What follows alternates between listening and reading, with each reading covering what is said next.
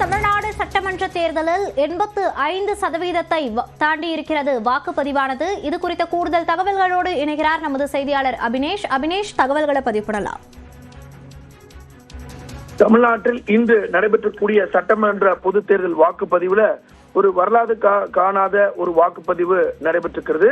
குறிப்பாக தற்போது பேசக்கூடிய 9 மணி நிலவரப்படி 85.06 விழுக்காடு வாக்குப்பதிவு பதிவாகியிருக்கிறது.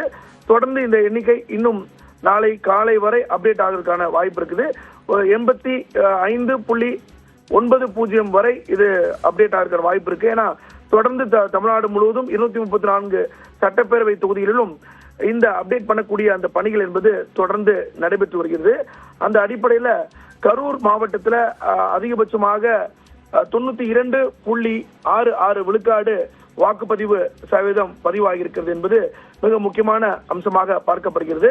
அதுக்கு அடுத்தபடியாக சேலம் மாவட்டத்தில் 90.61 விழுக்காடும், தருமபுரியில் 90.13 விழுக்காடும், ஈரோடு மாவட்டத்தில் 90.10 விழுக்காடும் வாக்குப்பதிவு நடைபெற்றிருக்கிறது. மொத்தமாக நாம் பேசிக் கொண்டிருக்கக்கூடிய தருவாயிலும் தொடர்ந்து இந்த வாக்குப்பதிவுடைய சதவீதம் தொடர்ந்து உயர்ந்து கொண்டே இருக்கிறது.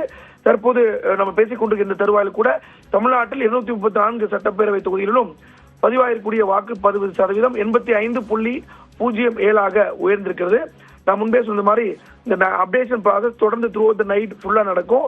எனவே அது 85.90 வரை இந்த விழுக்காடு உயர்வதற்கான வாய்ப்பு இருக்கிறது.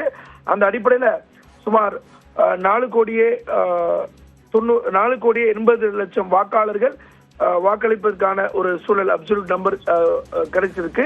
குறிப்பாக சென்னையை பொறுத்த வரைக்கும் 83.69 விழுக்காடு வாக்குப்பதிவு நடைபெற்றிருக்கிறது. பொதுவா சென்னையில தான் அர்பன் ஏரியால கடந்த காலங்கள்ல 60% அதிகபட்சமாக தாண்டாத ஒரு நிலையில எஸ்ஐஆருக்கு பிறகு சிறப்பு தீவிர திருத்த பணிகளுக்கு பிறகு சென்னையில முதல் முறையாக 83.69 விழுக்காடு சென்னையில வாக்குப்பதிவு சதவீதமாக உயர்ந்திருக்கிறது.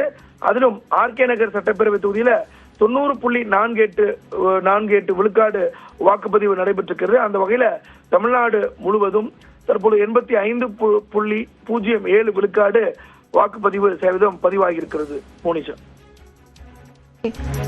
அபினேஷ், இந்த சட்டமன்ற தேர்தலில் சவுத் சைடு பொறுத்த வரைக்கும் கொஞ்சம் குறைவான வாக்குகள் சதவீதம் தான் பதிவாகியிருக்கு. இதுக்கு என்ன முக்கிய காரணியாக பார்க்கப்படுகிறது?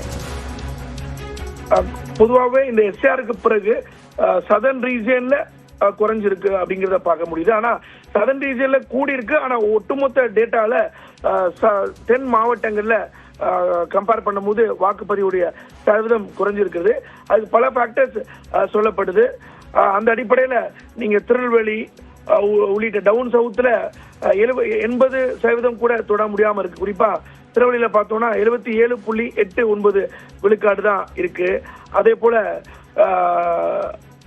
சிவகங்கையில 76.52 விழுக்காடு, ராமநாதபுரத்துல 76.98 விழுக்காடு, அதே போல கன்னியாகுமரியில 75.61 விழுக்காடு.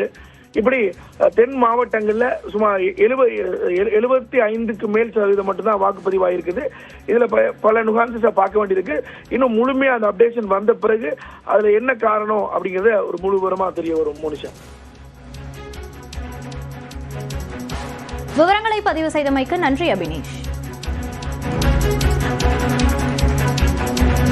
தமிழ்நாட்டில் 85% தாண்டி இருக்கிறது வாக்குப்பதிவு. தமிழ்நாடு வரலாற்றில் முதன்முறையாக அதிக அளவில் வாக்குகள் பதிவாகி அசத்தி இருக்கிறது.